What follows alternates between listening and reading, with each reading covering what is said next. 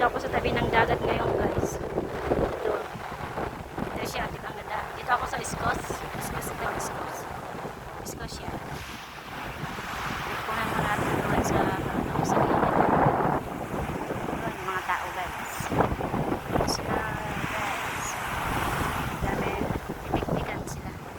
Tapos, sila yung dagat, ang lakas ng alon kasi hapon na siya.